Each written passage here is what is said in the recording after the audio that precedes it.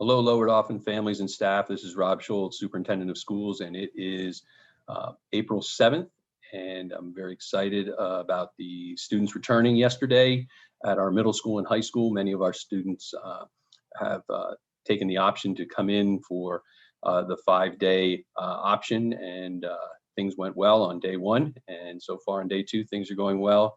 But I'm not here to talk to you about the full return. I'm actually here to provide information about next school year and one specific topic for next school year, which is the use of flexible instructional days if we have closings, school closings due to inclement weather.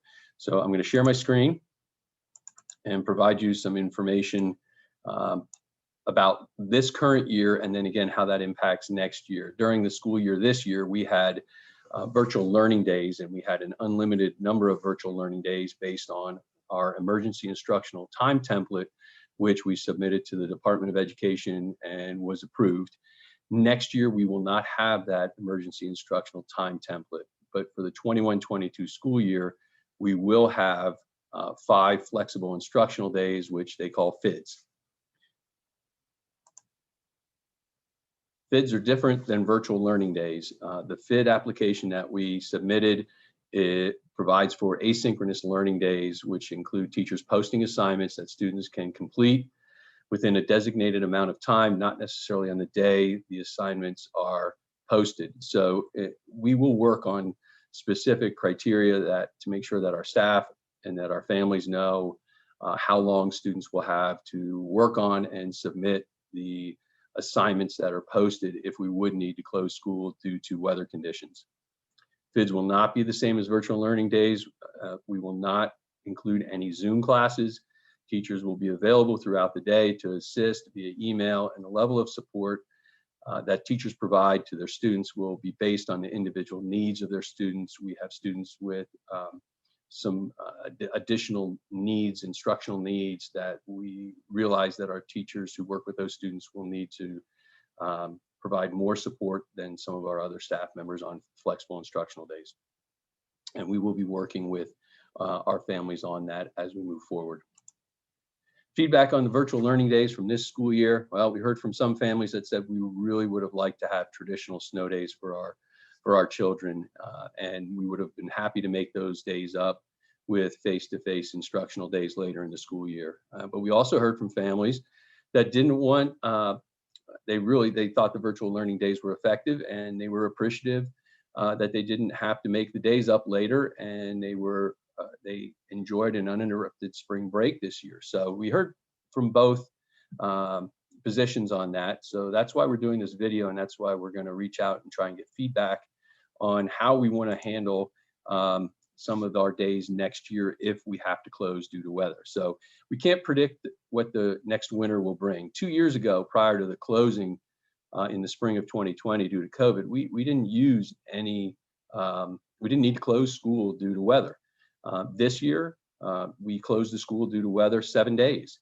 So we're asking for your feedback on looking at the possibility next year, if we need to close, to add 1 or 2 traditional snow days prior to using our 5 flexible instructional days.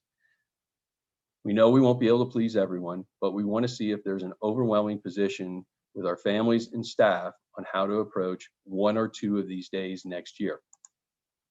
Please remember that snow days aren't always snow. Sometimes when we have to close school, it's due to freezing rain or ice, especially due to timing in the morning of some of those weather conditions that aren't truly snow. Sometimes it is 6 to 8 inches of snow, and many people like to go out and enjoy those days and don't want to be doing schoolwork while they could be out enjoying the snow, which we understand.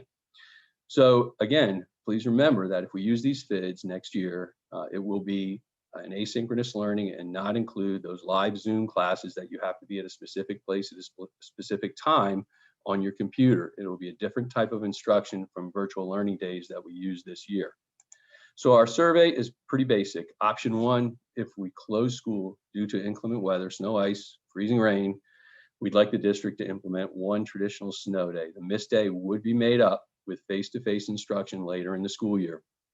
Please be aware, based on the timing of the snow day, the makeup day could impact spring vacation in April 2022.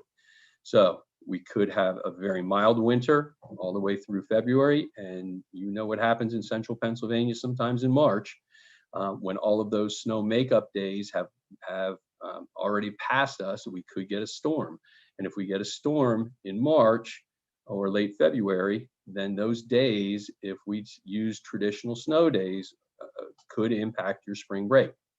Option two, or let's stick with option one, or you could have a snow day in December, and we might make that day up in either January or February, and it wouldn't impact your spring break. So again, it's very hard to tell what kind of winter we're going to have or when the snow will come during the winter.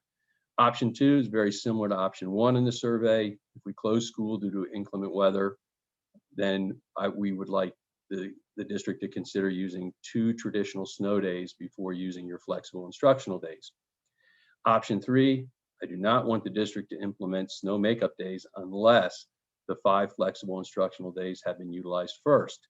So the people who pick option 3, you would like to have that flexibility with asynchronous learning, and hope we don't have more than 5 days of closings, so that, you know, come the springtime, you wouldn't have to make up any days. So those are the options, and I wanted to explain a little bit in more detail the feedback we're looking for. So we'll be considering your decision, your feedback in our decision, and you may say, well, Rob, why are you doing that? Why are you doing this now? Why is this important for you to know this information in April for next year? Well, we have a school calendar that was approved January 11th of 2021, and we would not need to change the start or end date based on your feedback, but we may need to change the number of snow makeup days in the calendar and when they fall. We would take a look at that based on the feedback you provide. So we'll post a link to the survey on our district website under headlines, and we'll have that survey available until April 15th, and we will take a look at it.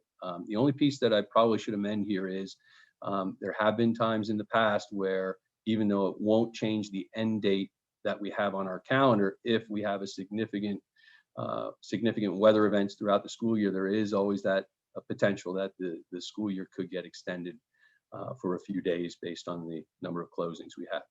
So again, as I started with, we are on day 2 of our full return for middle school and high school, and very excited to see the students back in the building, the ones who wanted to return, and looking forward to a very good finish to the 2021 school year, and already starting to plan for next school year. So thank you and take care.